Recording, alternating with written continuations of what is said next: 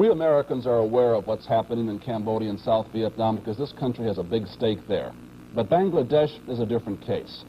There is no major American involvement or commitment there, nothing which approaches the needs of that young, impoverished nation.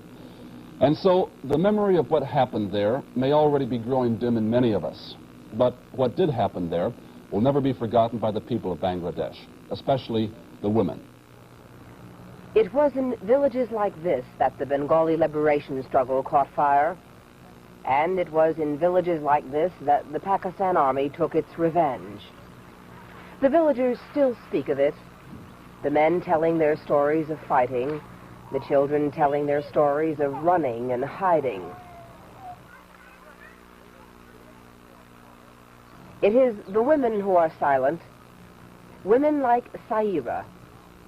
She is 16 years old, a widow, and pregnant with the child of a Pakistani soldier. Like thousands of women throughout Bangladesh, she is carrying a child she does not want. She says that her husband was in the Mukti Bahini. He was a commander of the force, in the village. And this army people were looking for him, and they had broken into her house to take him away, actually. And when they were dragging him out of the house, she started screaming and protesting and crying, trying to hold back her husband. And one of them turned back and raped her in front of her husband, who was forced to sit and watch with guns pointed at him. And later on she Like says many that women she who didn't were raped by Pakistani soldiers, Saira is in disgrace among her people. Her parents take care of her, but they are certain that no man will ever marry her. Since January, many of the women ravaged by the Pakistani troops have been living in this house. They're being cared for by a government-sponsored women's rehabilitation group. Almost all of the women here are pregnant. They are very young, some only 13 years old. In a few cases, their parents have abandoned them. In others, their husbands have rejected them. About 70 have had abortions, and those who have had their babies plan to give them away. Most of the girls here were held prisoner by the Pakistani troops in the army barracks. For weeks, each day and each night, they were forced to submit to whatever the soldiers demanded. This is Rushanara, 14 years old and 7 months pregnant. She was abducted from her home in Dhaka and taken to the army barracks where she remained for 3 months. She says there were nights when as many as 30 soldiers forced themselves on her. Sheikh Mujibur Rahman has said that these women are heroines. But politics, the war, and even the liberation are not really the concerns of these women. They are the innocent victims of war, and the children they bear will share in their grief. This is Liz Trotta, NBC News, in Dhaka, Bangladesh. Many of the soldiers who attacked those women are among the 100,000 Pakistani prisoners of war held by India. India has offered Pakistan what it calls unconditional talks.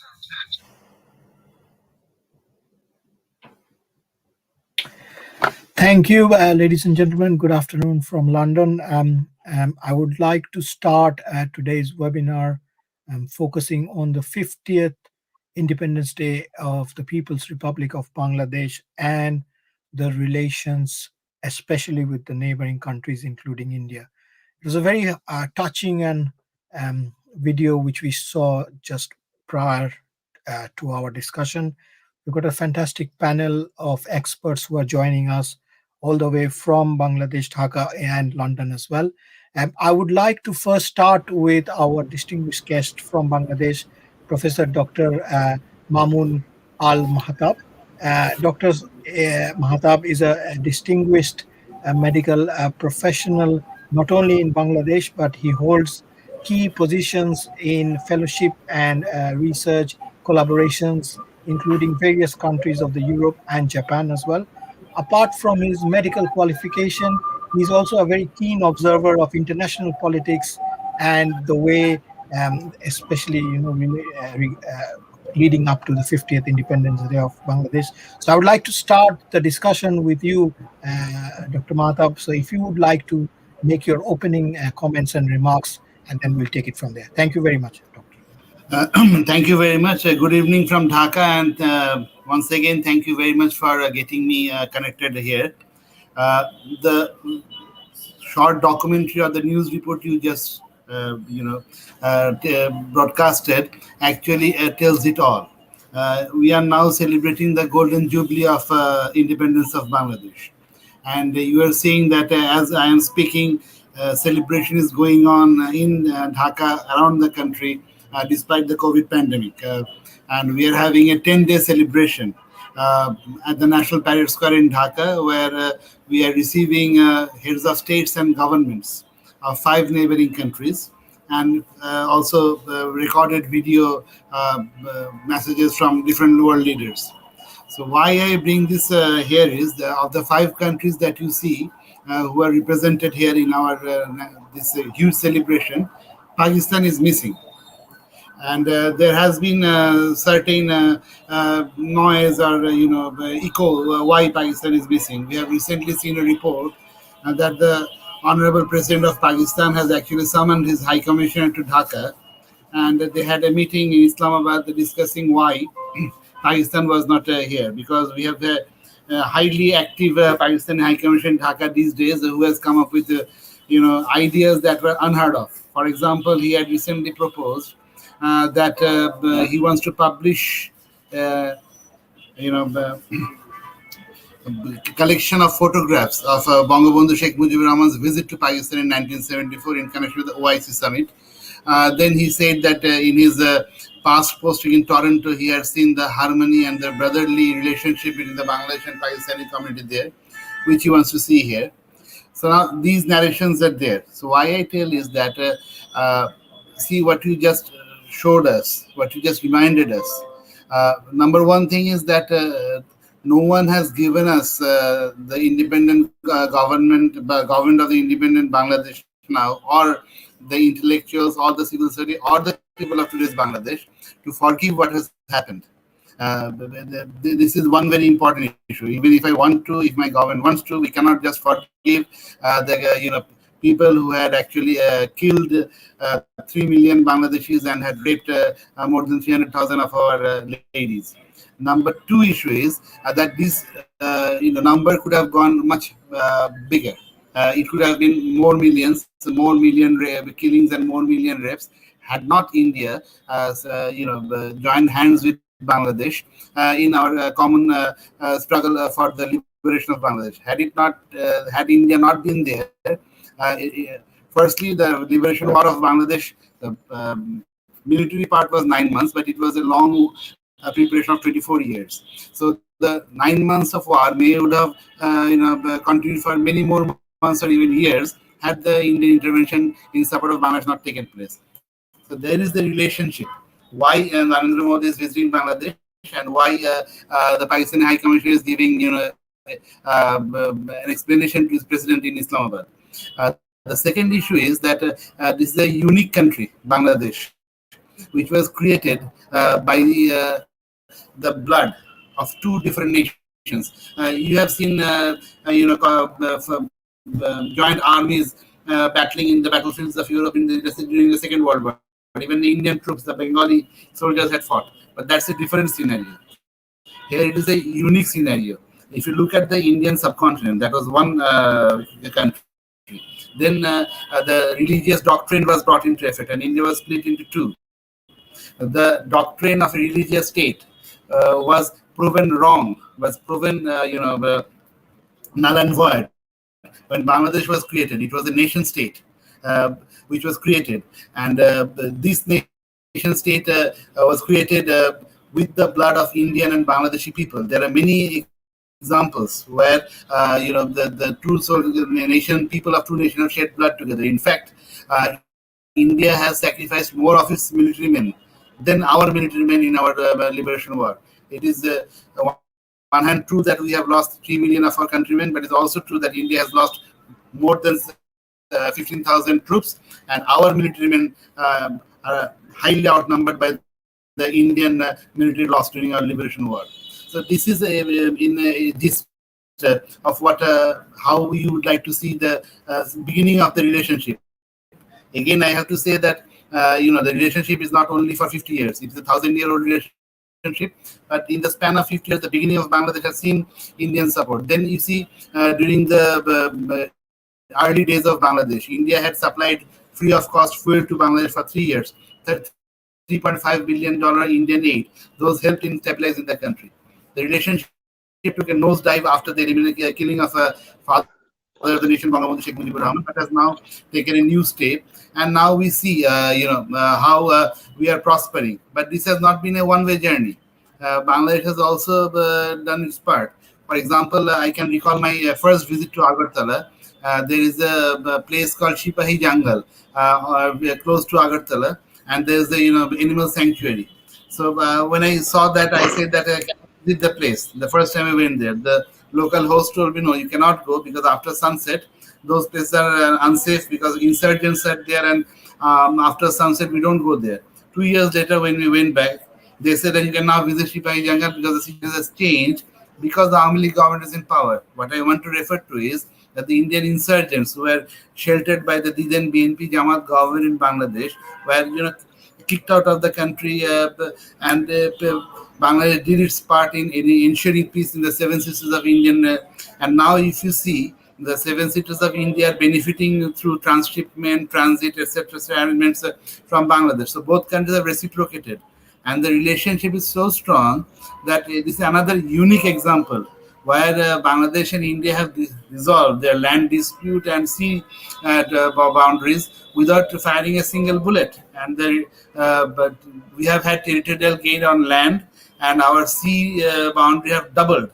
Uh, and we didn't have to fire a single bullet. And Indian people are rather happy that we, had it. I can recall that when India recognized Bangladesh on that day, all the members of Indian Lok Sabha and Rajya Sabha, both government and opposition, supported the motion that India will recognize Bangladesh. And the same thing happened when, for the second time in the history of Indian Parliament, when India decided to rectify the agreement to hand over the small pockets of land, extend the small pockets of land with the two countries.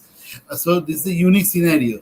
So what I want to say is that it's a relationship that is not a big brother, junior brother relationship. It is a relationship where two prospering nations are collaborating, and we are yielding the benefits of that. What we see is that the last 50 years has seen ups and downs in the relationship. Whenever the pro-liberation forces were in power in Bangladesh, relationship gone, but it is not a relationship where we are being dictated, the terms are being dictated by India. It is not that we are receiving arms from India only. We have received and we have given. So it's a two-way journey. It's a win-win situation. And two proud nations are prospering. That is how I see the relationship of Bangladesh and Indians of last 50 years. And I will just conclude by making a single remark that we are actually having three celebrations this year. One is Bangabandhu's birth centenary. Second is the Golden Jubilee of Bangladesh. And third is the Golden Jubilee of recognition of Bangladesh for the first time ever by a sovereign nation. That was India, who recognized on 6th December to be the first country to recognize us. 10 days before we actually, could raise the flag of independent Bangladesh in Soraduddan. So there are many things to say and tell. 10 minutes is very short, but just to say that that is on the farm, stands on the firm soil of blood shed by the martyrs of the two countries. And this relationship will surely offer the world many more wonders in the coming days. Thank you very much. Thank you very much, Dr. Mata, for your wonderful words. Maybe 6 December is a day which we can consolidate in the future as a friendship day between India and Bangladesh, something I think we should jointly work on. But really wonderful. And whilst you have commented the distinct lack of Pakistani presence in the Golden Jubilee celebrations, it takes me great pleasure to introduce our next speaker in this eminent panel, Mr. Arif Ajakia, who is the ex-mayor of Karachi, Bahria town. He's a keen political observer, human rights activist, and he's worked extensively, especially in the European context of United Nations Geneva to the European Parliament in Brussels. I invite you, sir, to give your opening remarks on how you assess, whilst living in London, England, on the 50th anniversary of the Bangladesh Liberation War in 1971, because you were quite active in 71, I know from personal accounts. Thank you, sir. Thank you very much, Priyojit ji, for inviting me with these distinguished people. Well, first of all, I must congratulate my Bengali friends on their independence. In South Asia, both India and Pakistan had to fight an independence war with British, but Bengalis were the people, they had to fight 2 wars to get their independence. First, they created Muslim League in Dhaka, and they wanted a separate state for Muslims of India under the theory of two-nation theory. But they realized very soon that after British, they are occupied by Punjabi army of Pakistan.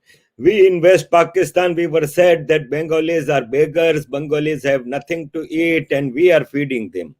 While we did not know in West Pakistan that Punjabi army is usurping all the resources of East Pakistan and bringing them back in West Pakistan. Like today, we can see the progress of Bangladesh after getting independence from Punjabi army of Pakistan, that today the GDP of Bangladesh is 5 times speedier than Pakistan. Every aspect. For example, in 1971, 1 Pakistani rupee was equal to 8 takas. Now taka is 2.5 times bigger than Pakistani rupee. So Bangladesh is a booming, fastest booming economy of South Asia. They are concentrating now. For example, their foreign reserves are double than Pakistan. So that theory of Punjabi army given to us in West Pakistan, that Bengalis have nothing to eat and we are feeding them, has failed. Now, before going to Bangladesh, I would like to explain the situation of current Pakistan.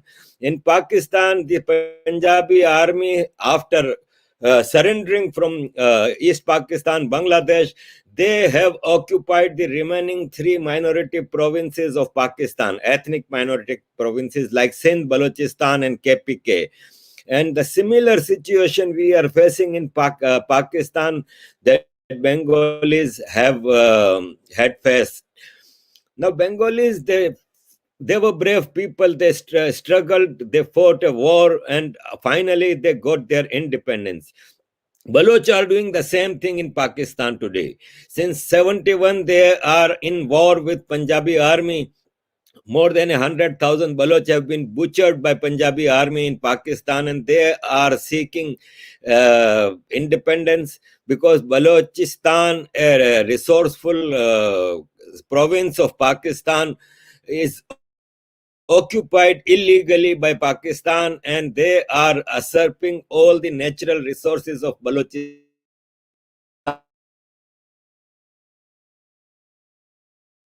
The land of safe drinking water. The gas is supplied to entire Pakistan from Balochistan and Sindh. Similar situation exists in Sindh also, from where I come.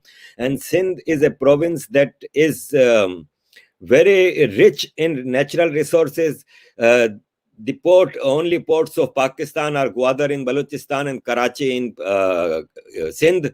And we are facing similar situation, and we wish that India will come forward, as it helped East Pakistan to become Bangladesh, to get independence of Balochistan and Sindhu Desh in the current Pakistan. Now, coming to Bangladesh, who knows better the atrocities of Punjabi army than Bengalis, who got a genocide at the hands of Punjabi army? Their women were raped, and they faced worst kind of atrocities at the hands of fellow Muslim army. And finally, they became an independent state. I would say that in 1971, after getting independence, The biggest moment was when in 1974 Sheikh Mujibur Rahman went to Pakistan and he was honored as a head of state. This was the biggest defeat of Pakistan, who was not recognizing Bangladesh's independence. Again, coming very significant moment was a re-election of Sheikh Hasina Wajid as Prime Minister of Bangladesh. And what this brave lady did was, in 2011, she hanged the war criminals of Jamaat-e-Islami. That was a singular state, and it will not tolerate Islamic extremism in Bangladesh. That was very significant message to international community and Bangladeshi people, and unfinished agenda was fulfilled. Now, I would support the stand of Bangladesh on trying Pakistan's ex-military generals in War Crime Tribunal of International Court of Justice for war crimes in East Pakistan. Many of them have died, but still there are some. And to be on record, it is important to try Pakistani army generals in International Court of Justice for War Crimes Tribunal. And Bangladesh is now moving forward with as a secular state with a good relationship with neighboring countries, especially and with India. With Pakistan, they cannot have a good relationship because Pakistan has never accepted in principle the independence of Bangladesh, and they have always tried to create a situation of anarchy in Bangladesh, while we in Pakistan, as human rights workers, we knew that the biggest operation of ISI, Inter-Service Intelligence of Pakistan, was in Dhaka during Ziaur Rahman and Khalida Zia's time. And we used to say when Khalida Zia was Prime Minister of Bangladesh that Khalida Zia is a Pakistani. So ISI always tried to create situation of anarchy in Bangladesh. And as my distinguished friend before me, he explained that in current Golden Jubilee celebrations, Pakistan abstained and Pakistan is not present, while it should be there, because after all, Pakistan is one of the largest Islamic countries, and they should be pleased with the economic and social growth of Bangladesh. So I think that my friend already explained that Pakistan is not in a position to be there in Bangladesh of Hasina Wajid. If there was Khalida Zia, I'm sure that Pakistan was also there in Golden Jubilee celebrations. So this is the story.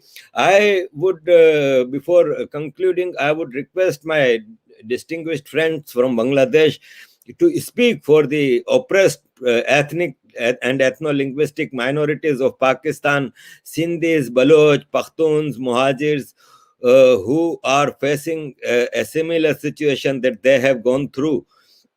It was really a horrible thing that Bengalis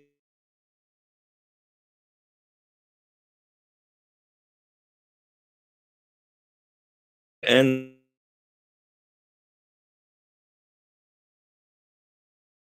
so I will conclude my statement here, and if there is anything else, you can come for again to me. Thank you. Thank you very much, Mr. Ajakia. It was really great to hear your comments and observations, which has given a new dimension to this debate. And I think the third aspect of this debate is a voice from India. I'm very glad to welcome here Mrs. Manu Singh Khajuria, who represents the Voice of Dogra, Jammu and Kashmir Indian Association in the UK. Apart from that, she is also very active in the diaspora of local cultural and social issues pertaining to the Indian subcontinent in the UK. She has made multiple submissions in British Parliament and other organizations and government agencies. So we welcome you, madam, and we would like to hear from you because you are from Kashmir, which is also probably one other flashpoint in the Southeastern Asia context. What are your remarks and thoughts of correlation between maybe 1971 Bangladesh and and your state of Jammu and Kashmir. Thank you, madam. Namaskar. First of all, thank you so much for inviting me. And I would like to begin by, first of all, saying congratulations and giving my best wishes to everybody in Bangladesh, to the great nation of Bangladesh, and all the Bangladeshis living wherever they might be in the world. This is a very, very momentous occasion. It is the 50th, Independence Day of Bangladesh upcoming, of course. So my best wishes and congratulations. And let me, Priyojita, let me begin with a personal anecdote, which might be a microcosmic reflection of the Indo-Bangladesh relation. I studied in Delhi, and two of my very close friends from the college in Delhi were Bangladeshis. And I'm still in touch with my Bangladeshi friends. And I would like to share, because you have an audience in Bangladesh, that we remain in touch and we have a great friendship. And I'm a great fan of Bangladeshi Dhakai saris. So my Bangladeshi friend who is right now in Australia, when I expressed this, she actually couriered a sari to me from all the way from Australia. And I, of course, couriered back a Kashmiri Karhai shawl to her. And I needed to say this because this is, in a way, a very microcosmic, but a reflection of the shared history, shared heritage, shared, language that Bangladesh and India has shared. And it's been for not from 1971 onwards only. It's as your previous guest said, that it's a civilizational history that we share, and it is undeniable, and we should always remember it. Now coming to the point of the relationship between Indo-Bangladesh, I think it's improved. It's vastly improved, especially since 2009 under Sheikh Hasina. And then we have Narendra Modi now.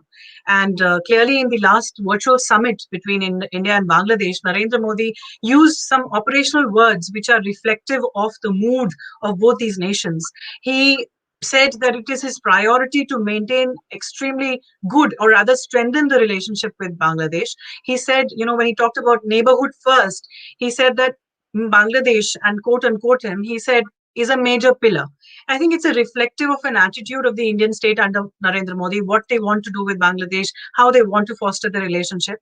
Now, coming to another conversation, which will lead me to Kashmir, of course, the recent, I think it was a telephonic conversation between Imran Khan and Sheikh Hasina. And the statement after that conversation, which came from Pakistan and Bangladesh, were starkly a reminder of what their attitudes are, because Pakistan gave a 9-paragraph statement on this telephonic conversation, where they claimed that they also brought up Indian occupied Jammu and Kashmir, as they call it, and we disagree, of course. And they said that it was, they've invited Sheikh Hasina to Pakistan. Of course, there was no reference to her accepting that invitation. And Imran Khan expressed an interest in rejuvenating the SARC summit, which has been postponed since 2016. And the Bangladeshi statement to, or rather about this telephonic conversation, was just a terse 2 paragraphs, which indicates the mood of Bangladesh. And also it made no reference to Jammu and Kashmir. And I'm extremely glad for that. They have maintained a very friendly relation and a very good stand on not interfering in the domestic policies of India. And this, and they also, and I have to say here that the fact that Bangladesh was one of the first SARC leaders to refuse to attend this SARC summit in Islamabad in 2016 because of the Uri attack, which had Indian soldiers being killed by Pakistani terrorists. The firm stand of Bangladesh on that in 2016 and now again after 2020 in their statement, it is quite clear. I really appreciate it, because being from the state of Jammu and Kashmir, and the video that you played, it is a reminder of the genocide that we have seen and witnessed in Jammu and Kashmir, not just in 1947, but also in 1990. And then we have continued to see it in some degree or the other. In 1947, many people aren't aware of the fact, and it's all very well documented in Major Akbar Khan, Pakistani Major Akbar Khan's book.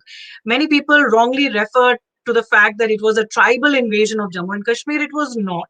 It was a well-planned, designed operation by the Pakistani generals, by the Pakistani army. They were their JCOs, junior commissioned officers, were a part of that tribal attack.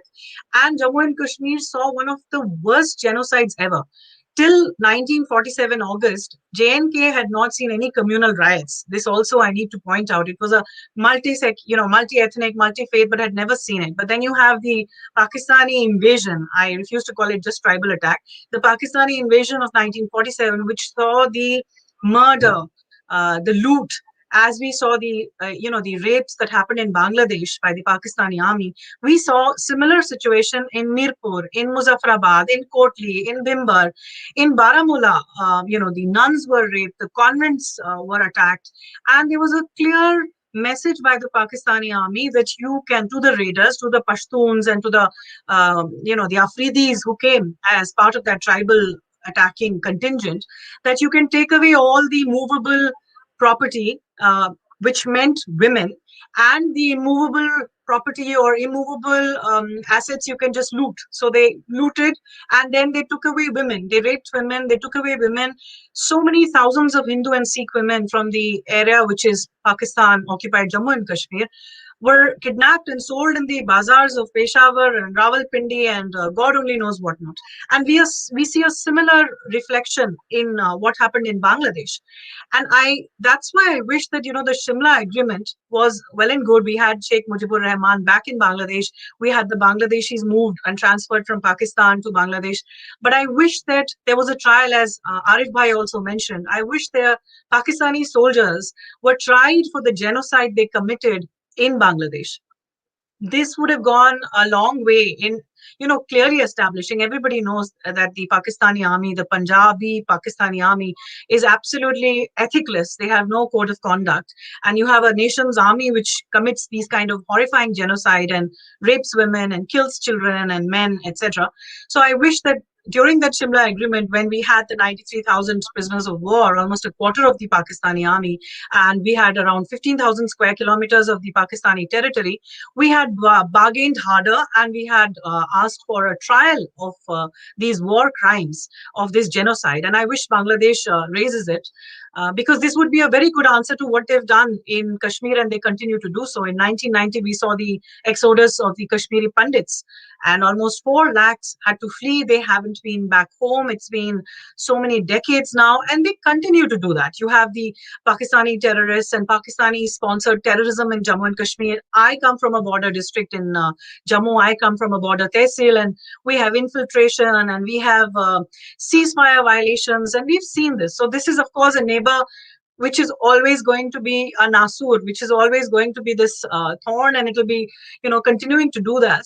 So in just the opposite, we have Bangladesh, who's doing so well, who's progressing, who is developing, and who doesn't want a progressive, stable, and especially it's doing so well economically. We have Bangladesh on this side. So I think what we have with Bangladesh is very precious. And when I said that we have a shared history, we have a shared history of that genocide we saw perpetrated by the hands of the Pakistani army. We have seen that. We have been a witness to that. We've suffered that. So we completely understand that. And I think the fact that on the 72nd Republic Day celebrations in India, we had a 122 member contingent from the Bangladeshi armed forces who participated to commemorate this 50 years, this golden jubilee.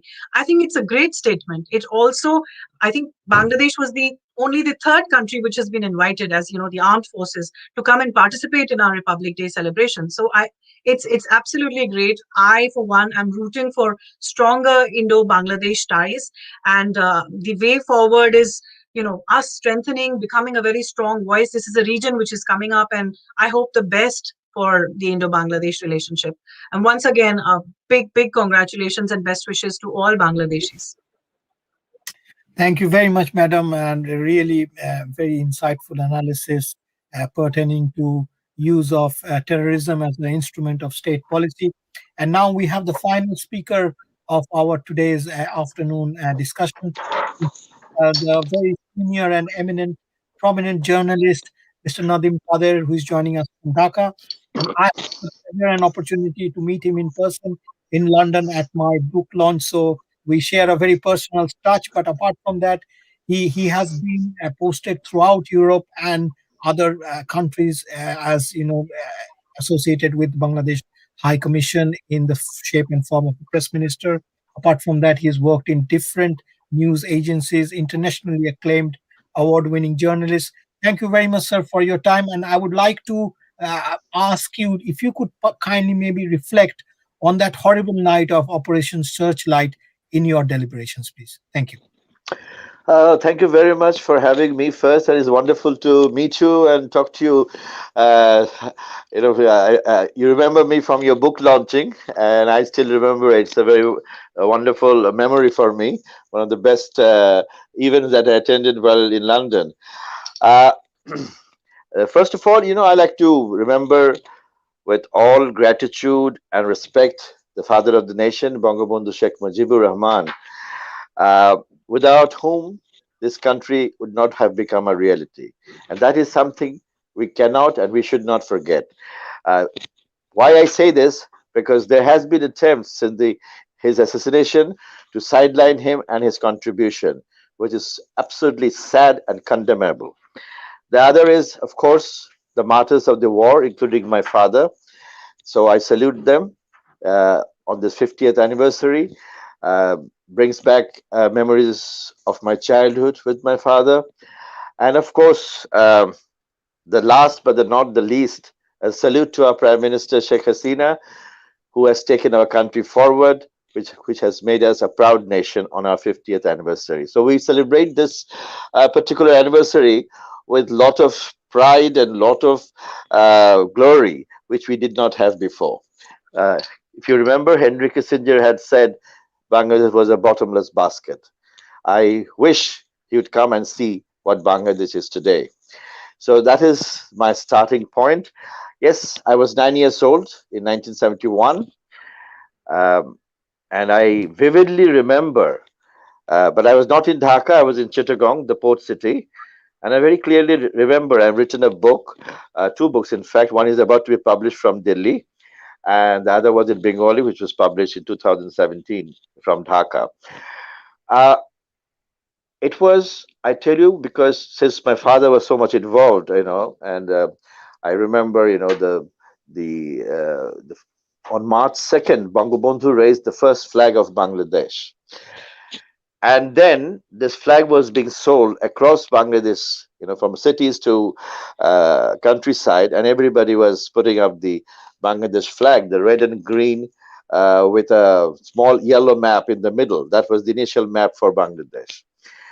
And we did too. But we never realized what kind of atrocity and genocide the Pakistanis had in their mind and how they were preparing. Because first of all, they made it a religious war for their soldiers and officers who came to Bangladesh to fight the Bengali freedom fighters. Because when they entered our home to arrest my father, who had just come a day or two before to see my pregnant mother, the first word the captain who was leading the team said, "You are all Hindus. And and you're traitors." So that is the line they followed. That was with what they were indoctrinated. And that is why they were told that the future generation of Bangladesh should be at least, a mixture of Bengali and Punjabis. That is why they left nearly 300,000 women raped during the 9 months. Many more we don't know, because you can't have every piece of information about people being raped or killed. We still, like I found my father's grave after searching for 36 years. So so the main searchlight was in Dhaka on the first night, and they randomly killed people from all walks of life on the streets of Dhaka. The Jagannath Hall, which was in Dhaka University, which houses students from the Hindu faith, were their first target. There is a short film of which a professor had shot. We often see it, and still, it's so horrible to see how a human being can kill human being like this. Like, when you say you kill birds. So that is what was happening in Dhaka. And in Chittagong, we really didn't know. But on the 26th, Chittagong came under attack, and the cannon shells and a lot of firing from the automatic weapons. And my experience of having the first the first scene of what was happening was peeking through the glass window of our home in Panchlaish residential area in Chittagong. I could see, the Prabortak Shangho, which is on a hilltop.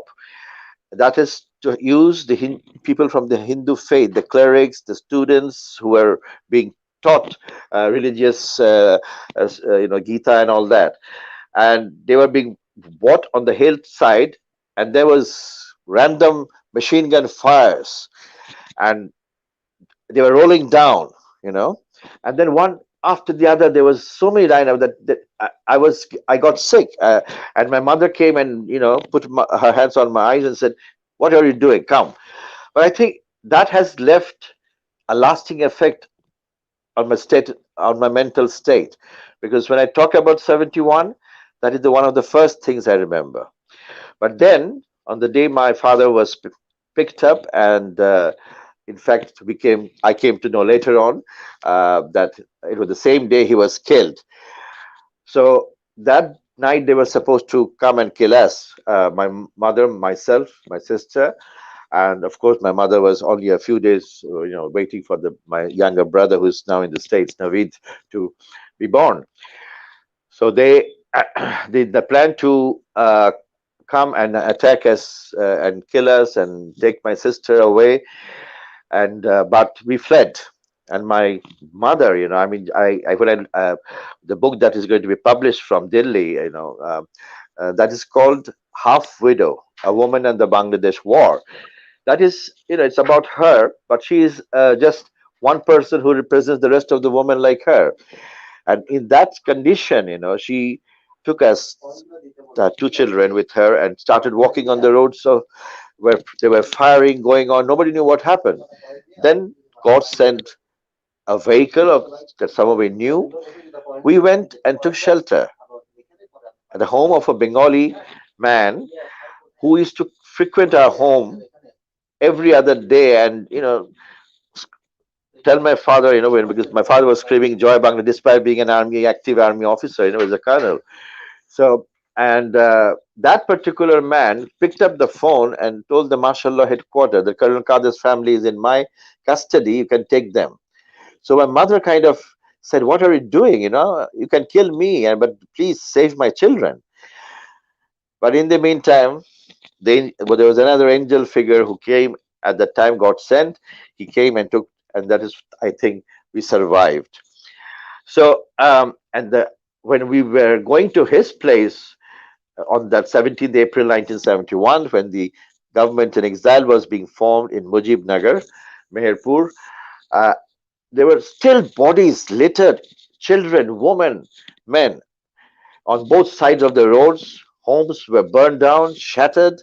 I mean, was it a war, or was it an attack to eliminate? And as you can see in Myanmar, what they're doing it with Rohingyas, we were just like Rohingyas at that point of time, if I can compare, So, and the next 9 months were, still give shivers to me when I look back how we fled from one place to another, and in the midst of the war, my brother was born, and I mean, they came looking for my mother at the hospital, the Chittagong Medical College Hospital, which means they never gave up, and they had wanted to kill me at one point of time, and my uncle who saved us, a family friend, Mr. Ruhul Amin, and I always remember his name because everyone should know who stood by you at your time of such danger.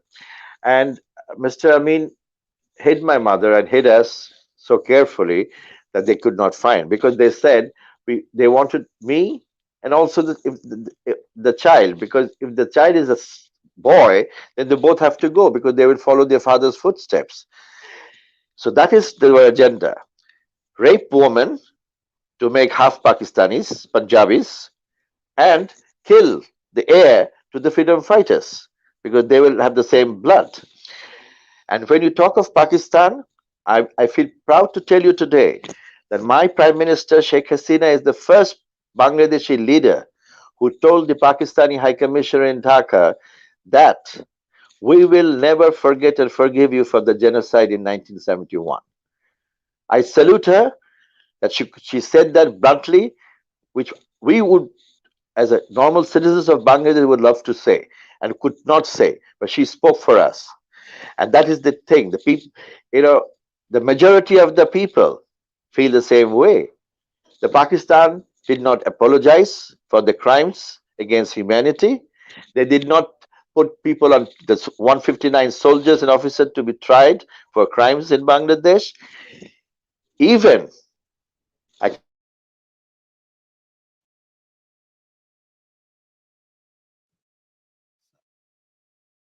that I think we have run into some technical problems. Our technical team will look into it. Thank you very much, Mr. Kader, for your touchy submission on specifically very personal accounts and eyewitness episode of that entire ghastly night and the 9 months after.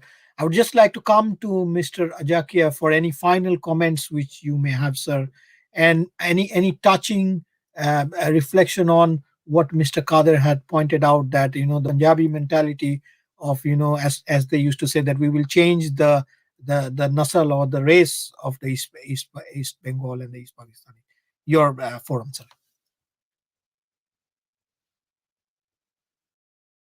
Very his statement was very emotional, and I can understand his feelings, because what they have gone through, we are going through, and we are facing a similar situation. As Manuji also explained, that the tribal invasion was in fact a Pakistan invasion, and I agree with that, because Muhammad Ali Jinnah had ordered Pakistan army. Chief of Pakistan army was a British General Gracie, I think, at that time, and he refused to send his regular army. So Pakistan army personnel in tribal getup, they invaded Kashmir, and then they committed a genocide of people. And it was really, as Manuji said, that I also read it in many books, that the girls and women of Kashmir were brought to sell in the bazaars of Rawalpindi and Peshawar. And that was really a very shameful act of Pakistan's Punjabi army. But this is a regular practice of this army. They have done it in Kashmir, they have done it in East Pakistan, Bangladesh, and now they are doing in Sindh and Balochistan and KPK of Pakistan. So Bangladesh was lucky to have a leader like Sheikh Mujibur Rahman, their father of nation, and then his daughter Sheikh Hasina Wajid is taking Bangladesh to new dimensions, and they are lucky to have a true leader. While in Pakistan, we never had a democracy, we never had a free society. Pakistan was run and ruled by Pakistan's brutal army, and they ran through civilians through their madrasa run Molvis. As Qadir Saab said, that the war in East Pakistan was termed as a religious war. The same thing is happening here, and Pakistan's Punjabi army is termed as Islamic army and saving Islam in Pakistan. Now, whom they are killing? They are killing their fellow Muslim brothers. So, I think that my special concern is that without support of India, Bangladesh would not have become Bangladesh. They would have faced the same genocide even today if India was not for their rescue. So I request my Indian friends to press upon their government to give similar support to Baloch and Sindhi people to gain independence, which will have a very secular states beside India, which will not infiltrate in India the way Pakistan's Punjabi army is infiltrating through Punjab and Kashmir and other areas. So I wish and I request to Indian authorities to intervene in the matter. After all, people from Kabul to Rangoon have same DNA. We all are Indians. And today, Indian Matradesh, that I call, has a responsibility to save its children who may be committed, our and elders may be committed a huge mistake of gaining a separate homeland for Muslims of India, while today Muslims of Pakistan are suffering enormously. But in India, Muslims are living in total harmony and freedom. So I request again the authorities in India to look after this matter, give us a support to get independence from this brutal army. Thank you. Thank you very much, sir. Really appreciate. I would like to come to you, madam, for your final comments, and maybe if you could quickly touch upon the barbaric and the ghastly use of violence against women and children, because this is a trademark which has come throughout 71, 99, and 47. So I think this is an area of particular concern which should be addressed. Thank you. Yes, I think Priyojita, especially Nadeem ji's personal account of what his family, his mother had to go through, and how brutally his father was killed. I think I had goosebumps hearing him that it took him so many years to look for his father's grave. It also unfortunately took me back to what we, especially people of Jammu and Kashmir, call the Black October. You know, the month of October, when we saw similar things, when you really look back at the incidents, you question whether this was an army, or is it a contingent of actually shaitan, some shaitani forces which have completely unleashed upon a land or a region. When he was talking about the women and the rapes, I'm reminded of women jumping into the Kishan Ganga river, into the Jhelum river, from, in Mirpur, that whole belt, Mirpur, Kotli, Mirpur, Muzaffarabad belt. So in this very poignant book by Balke Gupta, which talks about the atrocities of Mirpur, and he's an eyewitness to all this. So he has written this, and he has said that he stood there seeing women jump into the cold waters of the Jhelum. They would first throw their children into the river. They would make sure that the bobbing of the heads had stopped. Their children had completely drowned, and then jumped. They jumped into the river too. I'm a mother. I cannot even imagine how and what forces women to do this to themselves, to their children.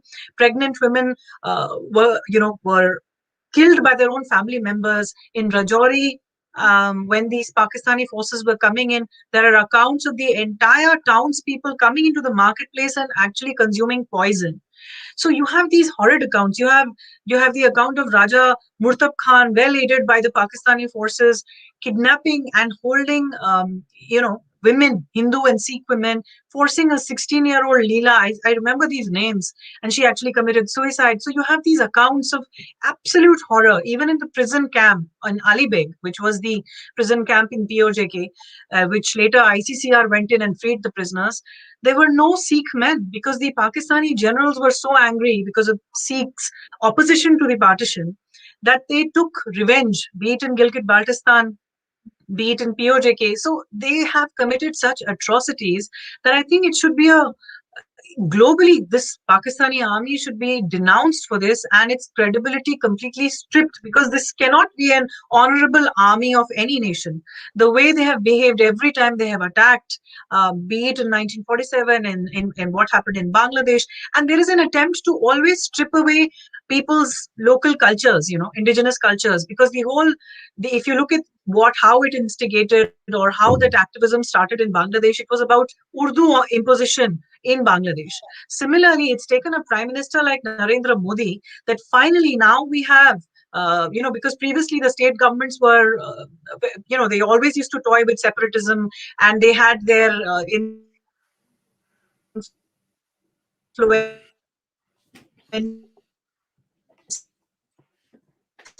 languages in Jammu and Kashmir. It was not the official language for so many decades, despite the Kashmiri and the Dogra ethnic populations being the real stakeholders of the state. So this is a reflection, and it was very interesting for me to note what Nadeem Bhai said about Sheikh Hasina finally a prime minister who is giving back to the Pakistani people, telling them that I will never forget or forgive, and speaking for the entire Bangladeshi population. I think we have Narendra Modi, who has given back for the terrorist attack when at Uri terrorist attack, the Pulwama terror attack. He has given it back. There is a Balakot. So we know that when you have such strong leaders, and this subcontinent, and especially countries like Bangladesh and India, need those strong leaders. When you have such leadership, only then can the region prosper, because really there is no hope from Pakistan. The promises are false. So they might say that, okay, we will respect the ceasefire violations, or okay, we are going to publish whatever they're publishing about Sheikh Mujibur Rahman, the photographs that the High Commissioner said. It is a country which cannot be trusted.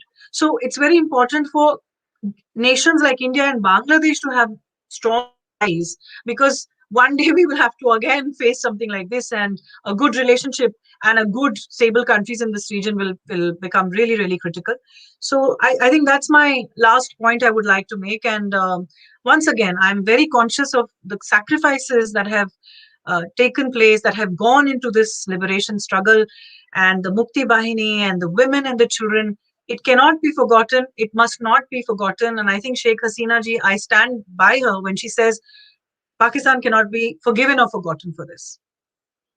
Thank you very much, madam. We all share similar liberal values, and I'm sure that the world community will join forces in the condemnation and accountability of the atrocities.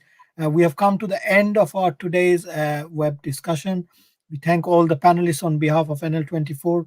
We congratulate the people of Bangladesh, their leadership, and the martyrs on the occasion of the 50th Independence Day coming up on 26th of March.